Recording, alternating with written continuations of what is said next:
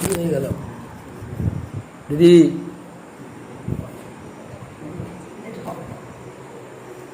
সবগুলো আমার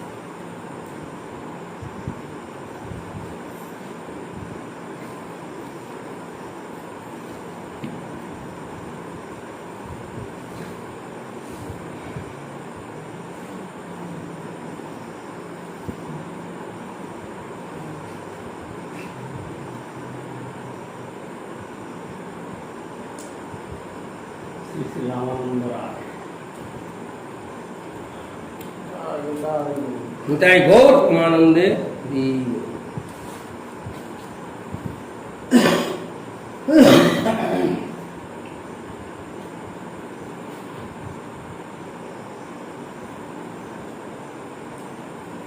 রাজা প্রতাপরুদ্রের অধীন পূর্ব পশ্চিম গোদাবরীর বিশ্বস্ত শাসন রক্ষা করে রামানন্দ রায়। মহাপুরু যখন দক্ষিণ দেশে যাত্রা করেন, যে সার্বভৌম ভট্টাচার্য তাকে বিশেষ অনুরোধ করেন, তিনি যেন শ্রী রামানন্দ রায়ের সঙ্গে মিলিত আশ্চর্য যে বসলে পরে এখানে আইন একের পরে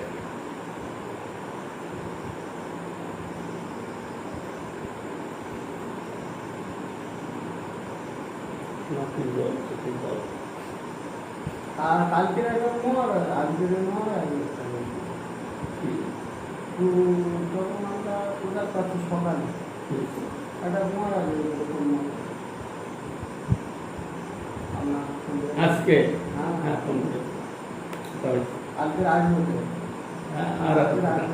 আর অনেক কথা হয়েছে। ওই গ্যাসের সিলিন্ডার তার নেওয়া হয়, সেই পরে আসলে আমি তো যাই না, ওনার আশ্রমে ঢুকেছিলাম আমি এখানে। আমি আশ্রম কোথায় জানতাম, দেখা হয় দেখে আসি।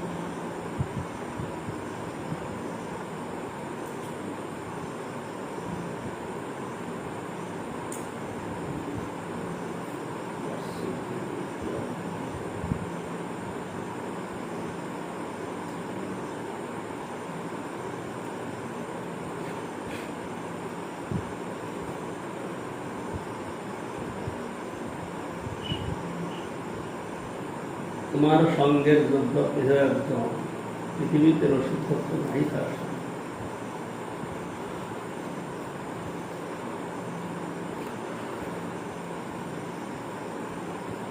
এ প্রভু পৃথিবী তলে আপনার সঙ্গ রূপে শ্রী রামানন্দ রায় ছাড়া আর কাকেও দেখছি না। আমার বিশেষ অনুরোধ, আপনি তার সঙ্গে মিলিত হবেন, তাকে বিষয়ী সূত্র বলে যেন উপেক্ষা না করেন। পাণ্ডিত্য ভক্তির দুটিরই তিনি প্রকৃত অধিকারী, তাকে সম্ভাষণ করলেই আপনি প্রবৃত্তি করতে পারবেন।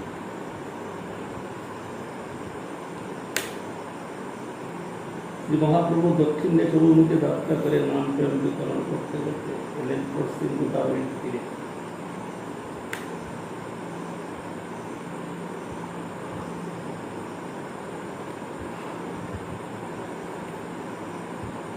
এই সময় শরীরের কিছু প্রাতিক 8টায় বসি না কেন, 9টায় বসি না কেন, 10টায় বসি না কেন, শরীরের প্রতিক্রিয়া এইটাই।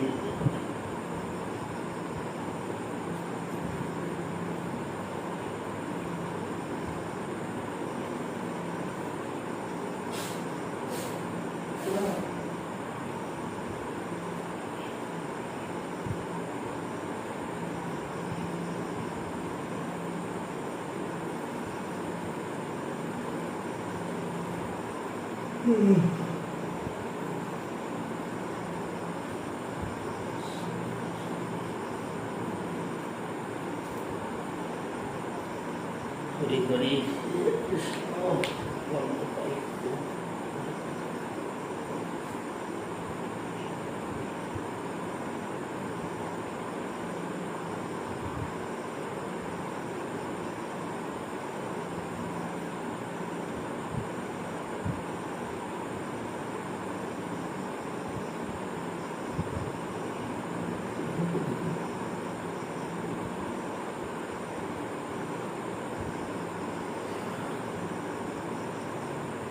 মহাপ্রভু দক্ষিণ দিকে অভিমুখে যাত্রা করে নাম প্রেম বিতরণ করতে করতে পশ্চিম গোদাবরীর দিকে পণ্ডিত সার্বভৌমের অনুরোধ অনুযায়ী শ্রী রামানন্দের রায়ের সঙ্গে মিলিত হওয়ার ইচ্ছা মহাপ্রভুর মনে সদা জাগছিল।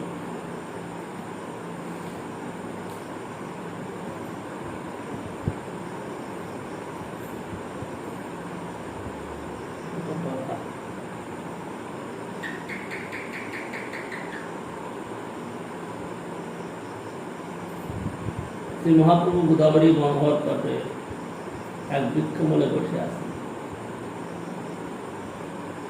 তার অগ্রকান্তিতে চতুর্দিক যেন আলোকিত হচ্ছিল। এমন সময় অনধিদূরে রাজপথ দিয়ে স্নান করতে যাচ্ছেন শ্রী রামানন্দ রায়, সঙ্গে বৈদিক ব্রাহ্মণগণ ও বিবিধ বাজনা। শ্রী রামানন্দ রায় দূর থেকে বৃক্ষমূল উপবিষ্ট দিব্য কান্তিযুক্ত সন্ন্যাসীবর্গকে একদৃষ্ট দর্শন করতে পারেন। বৈদিক বিধানে গোদাবরীতে স্নানাদি সেরে শ্রী রামানন্দ রায় এলেন সন্ন্যাসী শ্রীচরণ দর্শন। দিব্য সন্ন্যাসী দর্শনে শ্রী রামানন্দের মনে যে কত ভাবোদয় হচ্ছিল তা বলে শেষ করা যায়। মহাপ্রভু তাকে অপলক নেত্রে দেখতে লাগলেন। নয়নে নয়নে হল মিলন। অতঃপর শ্রী রামানন্দ পালকি থেকে নেমে মহাপ্রভুর চরণে দণ্ডবোধ করলেন। মহাপ্রভু তাকে আলিঙ্গন করার জন্য উৎকৃত হলেন, কিন্তু বহিরঙ্গ লোক দেখে ধৈর্য ধারণ করলেন। মহাপ্রভু রামানন্দ রায়কে ভূমি থেকে তুলে জিজ্ঞাসা করলেন, তুমি রামরায়? হ্যাঁ প্রভু। সেই সূত্র মহাপ্রভু গাঢ় আলিঙ্গন করলেন, বললেন, আমার এত দূরে আসবার উদ্দেশ্য সিদ্ধ হল। হ্যাঁ প্রভু, এ অধম সূত্রের প্রতি এত দয়া কেন? পুরীতে পণ্ডিত সার্বভৌমের নিকট তোমার মহিমা শুনেছি, তোমার মতো রসিক ভক্ত দ্বিতীয় নাই, সার্বভৌম বলেছে।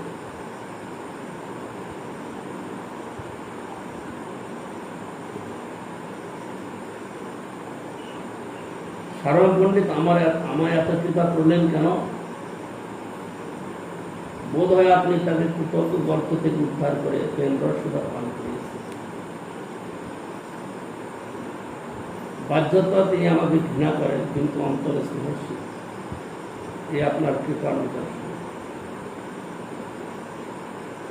রামানন্দ রায় আবার প্রভুর চরণ ধারণ করলেন, প্রভু আলিঙ্গন করলেন। দুজনের ভাবের অবধি নাই, উভয়ের অঙ্গে অষ্টসাত্ত্বিক বিকার সমপ্রকাশ করতে লাগল। বৈদিক ব্রাহ্মণগণ অবাক হয়ে চেয়ে রইলেন। শূদ্র রাজাকে স্পর্শ করে এ সন্ন্যাসী এত প্রেমযুক্ত হয়ে পড়লেন। বাহ্যদশী রামানন্দ রায়কে কেহ চিনতে পারত না। ব্রাহ্মণগণের মন দিলে মহাপ্রভু ধৈর্য ধারণ করলেন। রামানন্দ রায় বললেন, হে করুণাময় প্রভু, যদি অধমকে কৃপা করবার জন্য আগমন করে থাকেন, আর 10 দিন এখানে অবস্থান করে এদিন উদ্ধার হবে। মহাপ্রভু বললেন, সার্বভৌম বিশেষ করে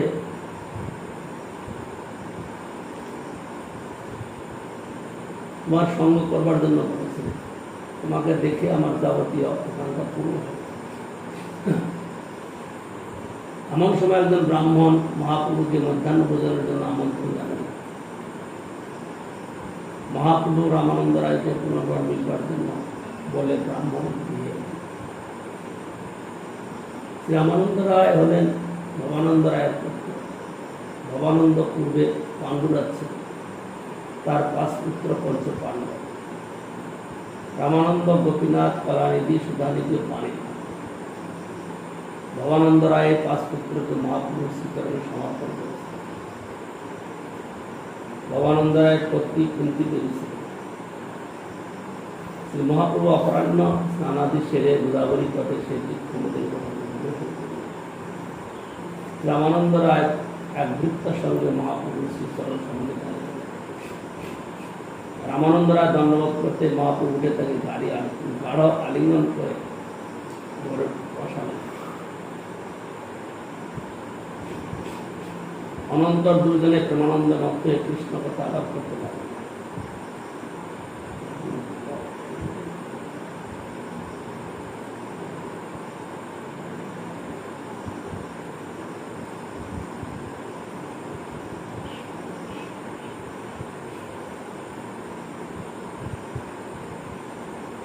অনন্তর দুজনে প্রেমানন্দ মত হয়ে কৃষ্ণ কথা আলাপ করতে লাগলেন।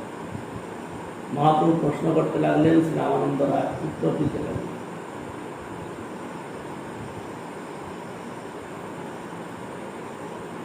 শ্রী রামানন্দ রায় সাধ্য তত্ত্বের উত্তরে প্রথমত বর্ণ আশ্রম ধর্ম উল্লেখ করেন। পরপর কর্মার্পণ, নিষ্কাম কর্ম, জ্ঞান নিষ্ঠা, জ্ঞান শূন্য ও শুদ্ধাভক্তির কথা। মহাপ্রভু পূর্বোক্ত কোনটিকে সাধ্য সার বলে স্বীকার করলেন। অতঃপর শ্রী রামানন্দ রায় শুদ্ধ কৃষ্ণ দাস্য সত্যপাঠ ও মধুরতির কথা বললেন। মহাপ্রভু বললেন, আরো বল। রামানন্দ রায় মধুরতিতে ব্রজ গোপীদের কথা বলে তাদের মধ্যে রাধা ঠাকুরের সাধারণভাবে কথা বলে। তখন মহাপ্রভু বললেন, ইহা সাধ্য সার।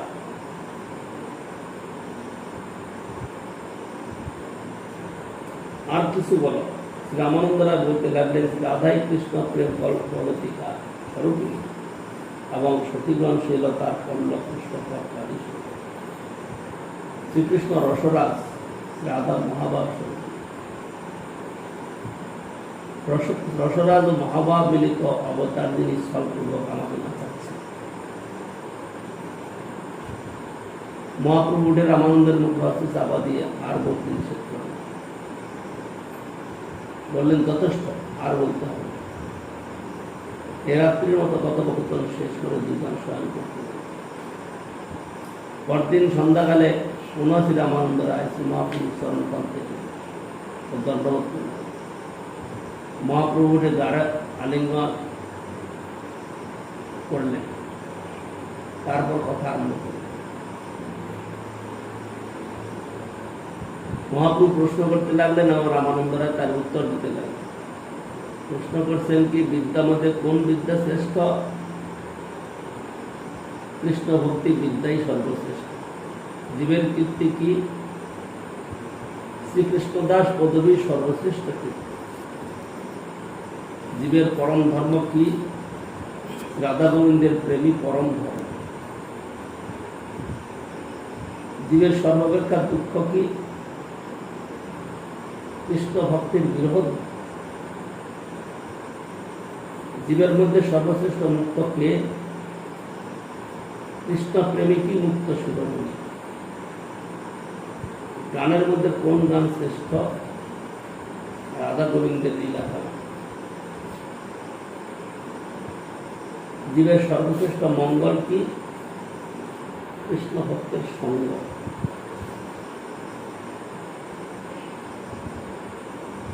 একমাত্র স্মরণীয় কি? কৃষ্ণের নাম কৃষ্ণের নাম রূপ গুণাদি। জীবের একমাত্র ধ্যেয় কি? শ্রী রাধা গোবিন্দের পার্থক্য।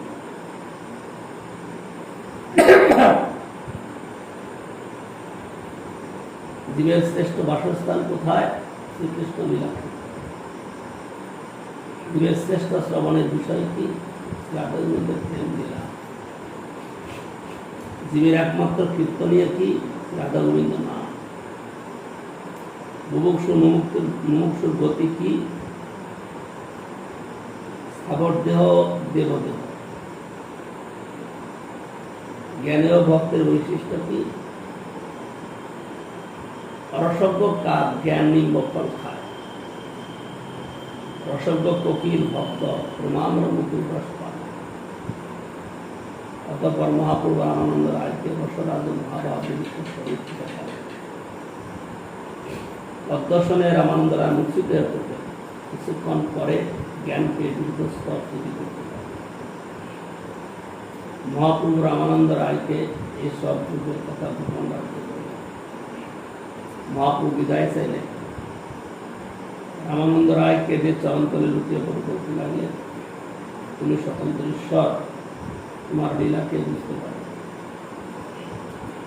একমাত্র প্রার্থনা দাসের দাস করে শ্রীচরণ সেবা করতে পারে।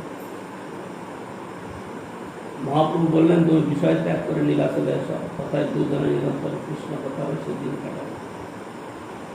এই বলে মহাপ্রভু দক্ষিণ দেশের তীর্থ ভ্রমণ করে।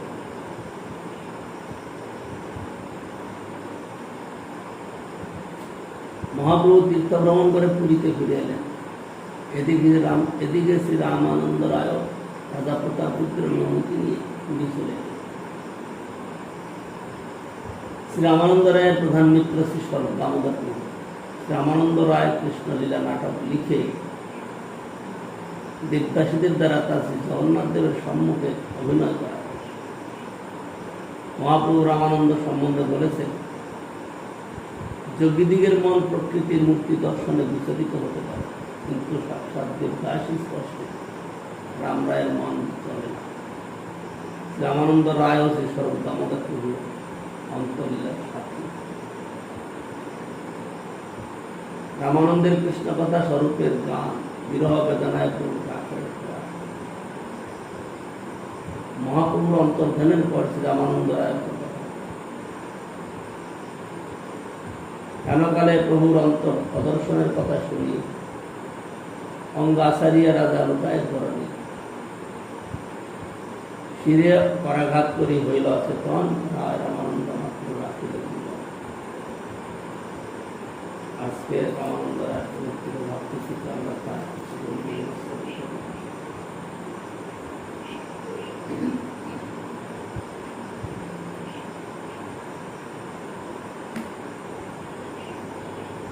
এরপরে সেদিকে আমরা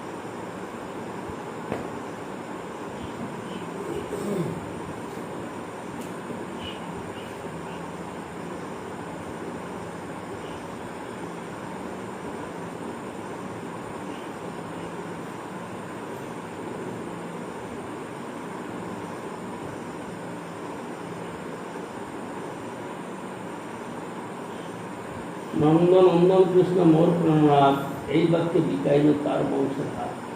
তোমার কি কথা? তোমার গ্রামের কুকুর সেও মোর প্রিয়, অন্যজন তবে রামানন্দার সত্যরা স্থান প্রভুর চরণে কিছু কইল নিবেদন। গৃহস্থ বিষয়ী আমি কি মোর সাধনে, শ্রীমুখে আজ্ঞা করা প্রভু নিবেদি চরণে।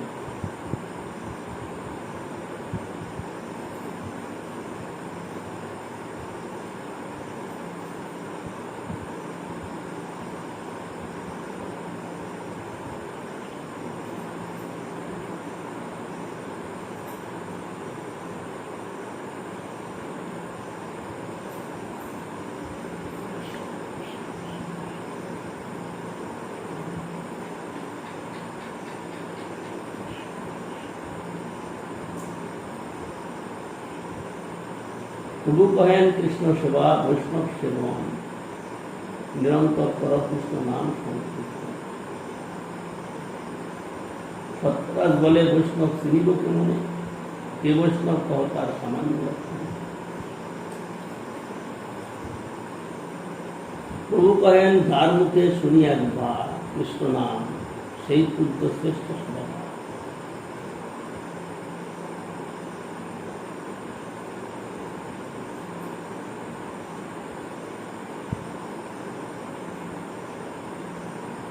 একমাত্র শ্রীকৃষ্ণ নামের সর্বসিদ্ধি।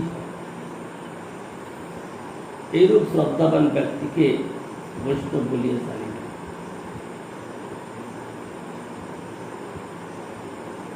যেহেতু ঐরূপ শ্রদ্ধায় বৈষ্ণবত্বের প্রারম্ভিক যোগ্যতা প্রদান করে, কিন্তু তৎসত্ত্বেও কৃষ্ণ নামে তাহার কোমল শ্রদ্ধার প্রাকট্যবশত তিনি নিরন্তর নাম গ্রহণ করেন। শ্রীরূপ গোস্বামী প্রভু স্বকৃত উপদেশামৃতে কৃষ্ণেতি যশ গিরিতং মনসা দৃত দীক্ষাস্তিস্তে, যিনি শ্রীনামকে অপ্রাকৃত চিন্তাবনী কৃষ্ণ চৈতন্য রসবিগ্রহ পূর্ণ শুদ্ধ নিত্য মুক্ত এবং নাম নামিত অভেদ জানিয়া পরম শ্রদ্ধার সহিত অর্চন করে, পরন্তু নিজ বদ্ধবস্থা হেতু ভক্তি সিদ্ধান্ত বিচার রহিত হইয়া ভক্তির উপাদানগুলিকে ও শুদ্ধ ভক্তকে সম্পূর্ণ অপ্রাকৃত বলিয়া বুঝিতে পারেন না।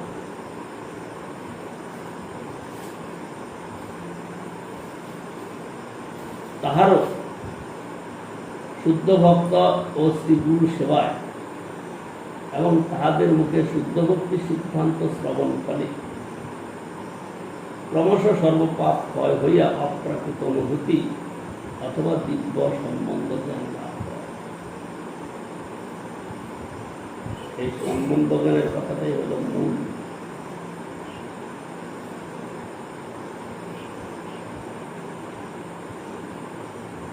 সম্বন্ধ জ্ঞান বিনা ভক্তির লেশ আভাস পায়। নাম আভাস হতে পারে, কিন্তু ভক্তির লেশ আভাস হয়। সম্বন্ধ কথাটা কার সঙ্গে?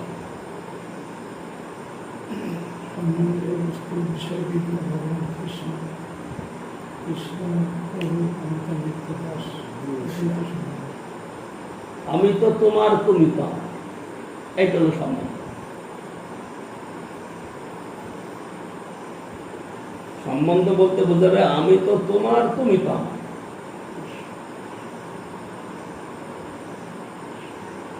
জগতে পাওয়া যাবে না।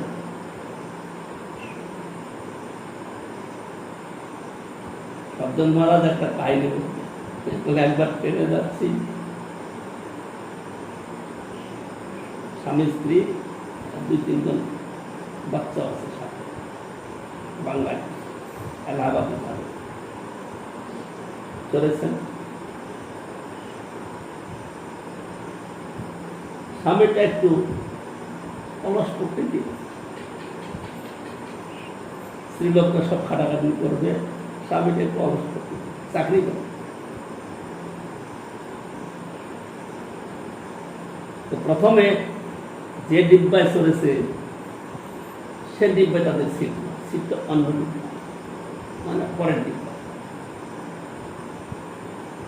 বাবুটা গিয়ে কি করে যে বাচ্চাদের নিয়ে বের বসে আছে, বলে সজ্জন মহারাজের সিটও ওর পাশেই কোনো সিট পড়েছে, ও তামাশা দেখছে। বাচ্চাদের নিয়ে বসে গল্প সল্প করছে, আর মেয়েটা কি করছে, সব মালপত্র ওই আরেক বুড়ির থেকে টেনে এদের কাছে আনছে। এখন আনা শেষ হয়ে গেছে, বুঝতে পারে যে লোকটা চাই বিস্কুট খাবি, বিস্কুট খাবি, মানে বাচ্চাগুলোর কথা বলে ওর বিস্কুট চাই। আর মেয়েটা মানে এতটা পরিশ্রম করলো যে দেখলো না, ভাবতে লোক বসে আছে, আর ও মনে মনে খসখস করছে, বিস্কুট খাবে। বিস্কুট খাবো, কারণ বিস্কুট বের করে দিল। এইটা হলো প্রেমের সম্পর্ক। একটা গল্প আছে,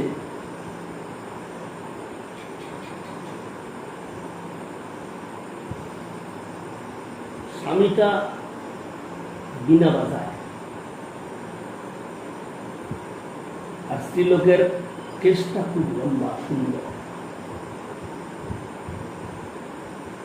আপনারা ঠিক আমার মনে নাই। এখন দুইজনের জন্য দুইজনের এত প্রেম গাঢ়,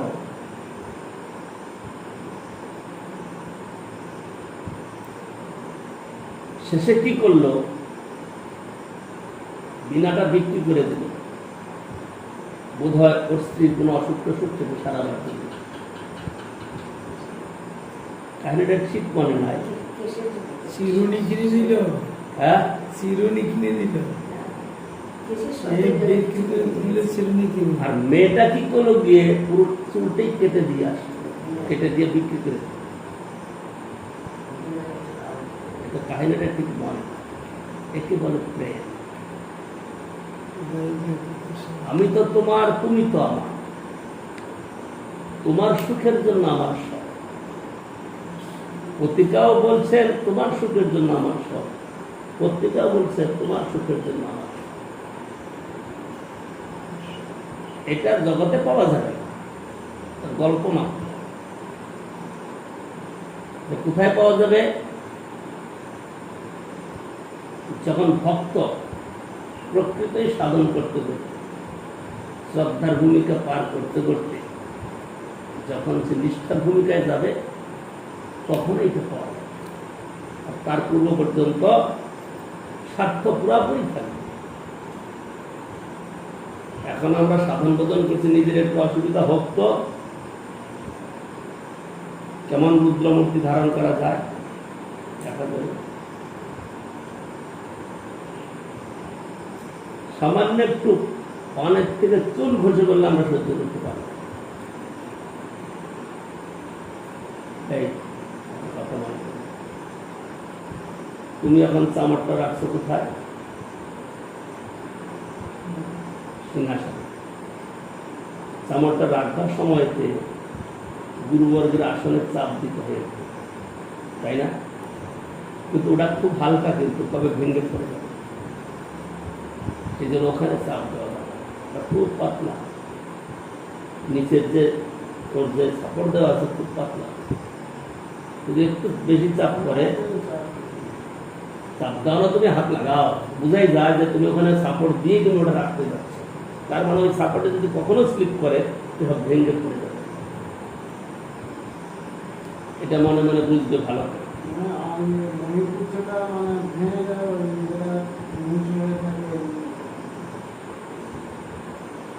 তুমি রাখছো তাতে আমি দোষারোপ করছি না, কিন্তু ওখানে হাত দেওয়াটাই দোষারোপ করছি। ওটা হলো হালকা, ওর মধ্যে যে কাঠটা লাগানো আছে একেবারে নিচে কাঠটা পাতলা। ওখানে 5 কিলো ওজন যদি পরে ভেঙে পড়ে। 5 কিলো ওজন মানে তুমি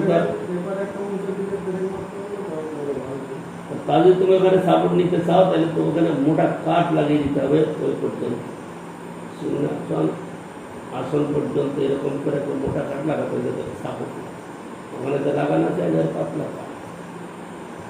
ওটা 2 কিলো 3 কিলোর চাপ করলেই ভেঙে পড়ে পরে যাবে না। ওই দিকে যে সাপোর্টটা রেখেছে সেইটা, এটা ভাঙার কথা নয়।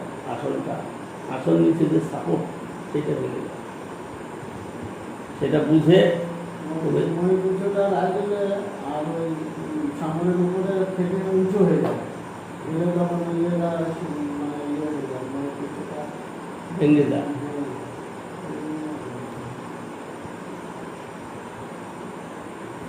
তো সেই জন্য আমাদের যে ভাব, এখানে বলছেন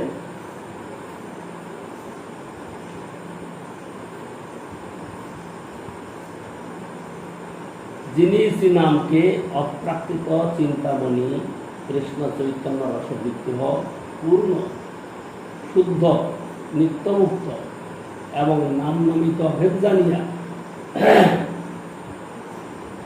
পরম শ্রদ্ধার সহিত অর্চন করে।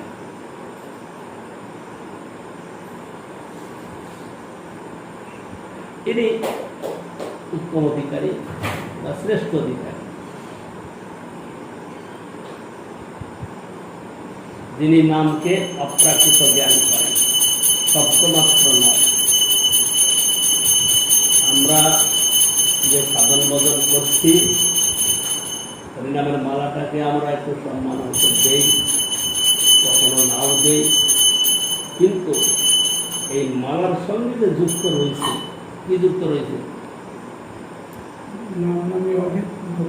মালার সঙ্গে নাম যুক্ত রয়েছে। মালা করা মানে, মালা হাতে নেওয়া মানে নাম করবার জন্য নাম।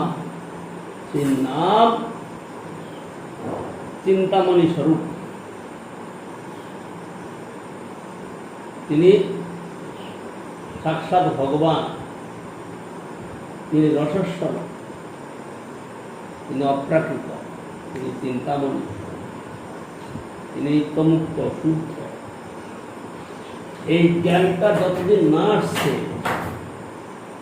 ততদিন যে নাম করা হয়, সে নামটাকে অপ্রাকৃত, নিত্য শুদ্ধ, নিত্য মুক্ত বলে জানা যায়। জানিয়া পরম শ্রদ্ধার সহিত যিনি অর্চন করেন, তিনি তো একটা অধিকারী। পরন্তু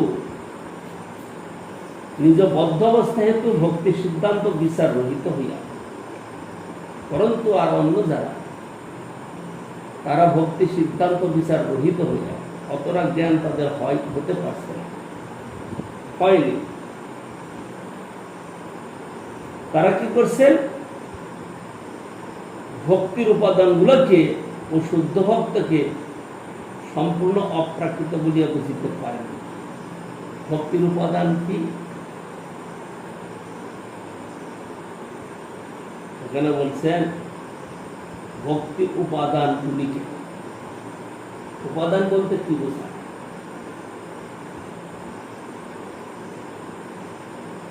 বস্তু। উপাদান বলতে কি বোঝায়? সামগ্রী, বস্তু। ভক্তির উপযোগী যেসব বস্তু সামগ্রী, তাকে অপ্রাকৃত বলে জানতে পারে। ভক্তির অনুকূলে যা কিছু আছে, ভগবত সেবার অনুকূলে সব অপ্রাকৃত বস্তু, এই বোধটা তাদের আসে। তারা বিচার রহিত ভক্তির উপাদানগুলিকে এবং শুদ্ধ ভক্তকে সম্পূর্ণ অপ্রাকৃত বলিয়া বুঝিতে পারেন না। এখানে আবার শুদ্ধ ভক্ত বলছে, কিন্তু শুধু ভক্ত বললে হবে। শুদ্ধ ভক্তকে যার মুখে একবার কৃষ্ণ নাম শোনা যায়, সে শুদ্ধ ভক্ত। এইরকম শুদ্ধ ভক্তকে অপ্রাকৃত বলে বুঝতে পারে না। কিন্তু কারো বক্তব্য বলছেন, তাহারও শুদ্ধ ভক্ত শ্রী গুরু সেবায় এবং তাহাদের মধ্যে শুদ্ধ ভক্তি সিদ্ধান্ত শ্রবণ ফলে ক্রমশ সর্বপাপ ক্ষয় হইয়া অপ্রাকৃত অনুভূতি অথবা দিব্য সম্বন্ধ জ্ঞান। আমরা অনাদিকাল থেকে বদ্ধ হয়ে সংসারে ভ্রমণ করছি, সুতরাং আমাদের সম্বন্ধ জ্ঞানের অভাবগত প্রকট। আমাদের সম্বন্ধ রয়েছে কার সঙ্গে? দেহ, দেহ সম্বন্ধ বুঝতো, আমি এবং আমার, এতে আমাদের সম্বন্ধ। কিন্তু এই সম্বন্ধের চেঞ্জ হবে কি? আমি এবং তুমি। আমি তো তোমার, তুমি তো আমার, এই সম্বন্ধে স্থির হবে তখন, যখন শুদ্ধ ভক্তের মুখে শ্রী গুরুপাদ পদ্মের সেবায় এবং তাহাদের মুখে শুদ্ধ ভক্তি সিদ্ধান্ত শ্রবণ ফলে ক্রমশ সর্বপাপ ক্ষয় হবে। শুধু শ্রবণ নয়, শ্রবণ করে সেটাকে কি অনুশীলন, এটাকে পালন করা। অনুশীলন করলে, পালন করলে সর্বপাপ ক্ষয় হবে, তারপরে গিয়ে অপ্রাকৃত অনুভূতি আসবে। সেই অনুভূতিটা দিব্য জ্ঞান, দিব্য সম্বন্ধ জ্ঞান। সম্বন্ধ জানিয়া ভজিতে ভজিতে অভিমান বন্ধু। সম্বন্ধ জ্ঞান বিনা কোনো কর্মে ভক্তি হবে না। ভক্তি করতে গেলে প্রথম সম্বন্ধ চাই। সম্বন্ধ কার সঙ্গে? কৃষ্ণের সঙ্গে। কৃষ্ণ একলা বস্তু নয়, কিন্তু কৃষ্ণ কি একলা? তাহলে আর কি আছে? পরিবার ভক্ত, তদীয় বস্তু, তদীয় বস্তু সবই কৃষ্ণের সঙ্গে যুক্ত। এইটা হলো সম্বন্ধ। চরাচর যা কিছু আছে সব কৃষ্ণের সঙ্গে যুক্ত। এইটা হলো সম্বন্ধ। সেই ভূমিকাটা, সেই সম্বন্ধ জ্ঞানের ভূমিকাটা আজকে, তাহলেও আমরা শুদ্ধ ভক্ত মুখে এবং শ্রী গুরুপাদ পদ্মের সেবায় ও তাহাদের মুখে শুদ্ধ ভক্তি সিদ্ধান্ত শ্রবণ করতে করতে ক্রমশ সর্বপাপ ক্ষয় হবে এবং অপ্রাকৃত অনুভূতি বা দিব্য জ্ঞানের উদয় হবে। এটা হলো সিদ্ধান্ত। শ্রদ্ধাবান জন হয় ভক্তি অধিকার। প্রথম শ্রদ্ধা চাই।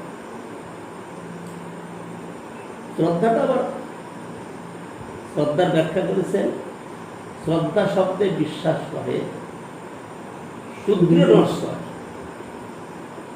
কৃষ্ণে ভক্তি কইলে সর্বকর্ম কৃত হয়। এইটা হলো শ্রদ্ধা। হরিনাম সংকীর্তনে সব কিছু হয়ে যায়, তার জন্য পৃথক করে আর কিছু করতে হবে। যাগ যজ্ঞ আদি বা অন্য কোনো ব্রত আদি কিছু করতে হবে না।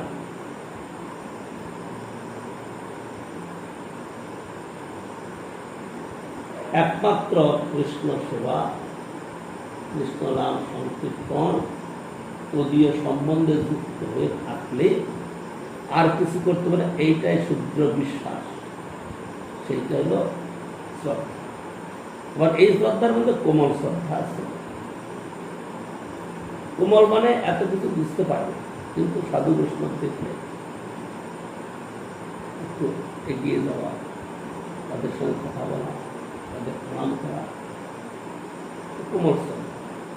যদি এই জিনিসটা এগিয়ে যেতে থাকে, বাড়তে থাকে, তখন ভক্তের মুখে নতুন নতুন ভক্তি সিদ্ধান্ত কথা শ্রবণ করবে। সেই সব শ্রবণ করতে যদি তার দৃঢ়তা আসবে, তখনই সে কনিষ্ঠ অধিকারে যেতে পারে। তার আগে কোনো অধিকার হয়তো একটু স্বীকৃতি দিতে পারে। এখন এই শাস্ত্র কথাগুলা খুব কঠিন, আমরা সহজভাবে নিতে চাই। সহজভাবে নিয়ে আমাদের জীবনটা কাটিয়ে দিতে চাই। জীবন তো সকলেরই কেটে যাবে, কার কাটবে না? কিন্তু এটা উদ্দেশ্য, সেটা সফল। এই কথাটা আমাদের মধ্যে, শতভাগের মধ্যে, মানে লক্ষ ভাগের মধ্যে একজনও বুঝতে পারে।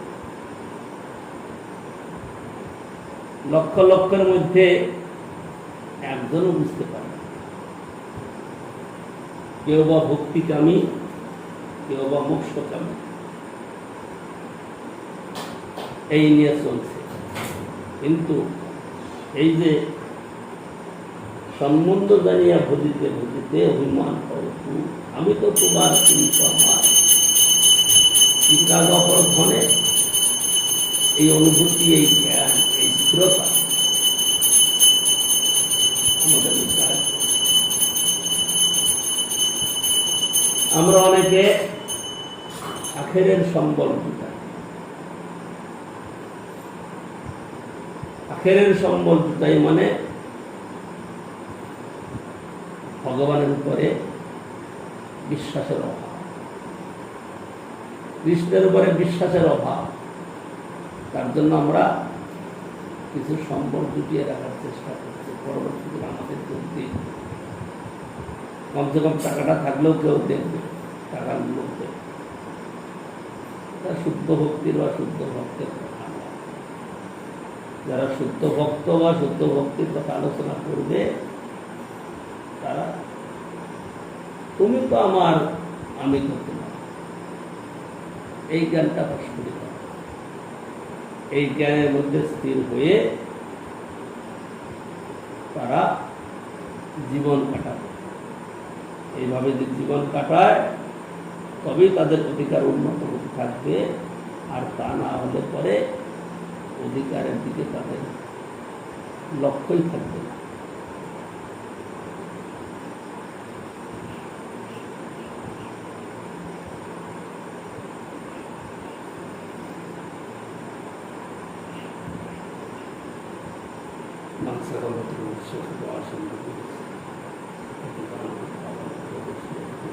এই যার মুখে শুনিয়ে একবার কৃষ্ণ নাম, এই কথাটা কয়দিন যে যাবে, কয়দিন গেল,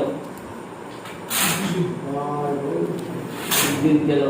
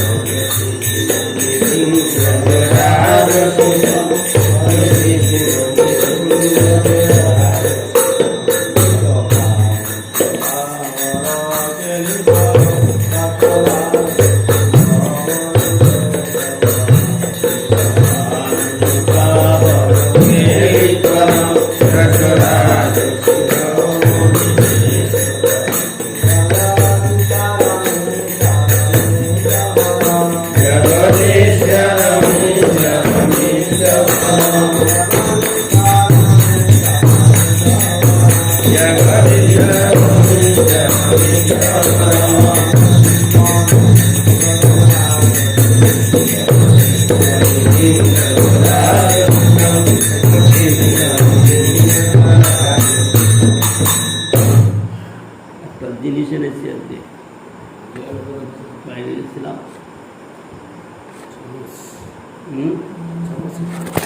যখন কৃষ্ণ হরে কৃষ্ণ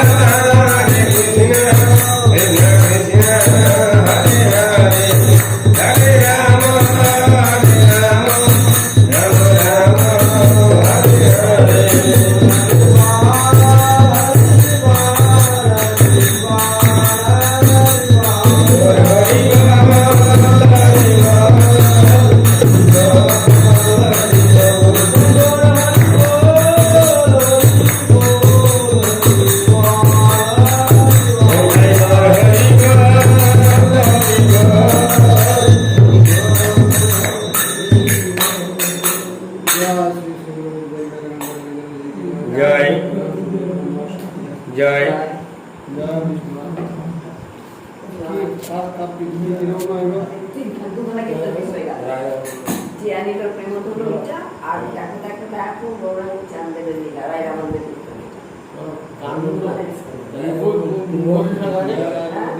যেমন এখানে ওটা কিন্তু গায় না যেই ধন ধন দেবে সেই পাতা শুরু করে কান কোনা টাকা গায় আমরা তো শুনতে চাইলে বলে কি হচ্ছে সেটা জানি না বলে বাবা জানি না বললাম খালি বলছে রাগা মতো কি সেইটা নিগো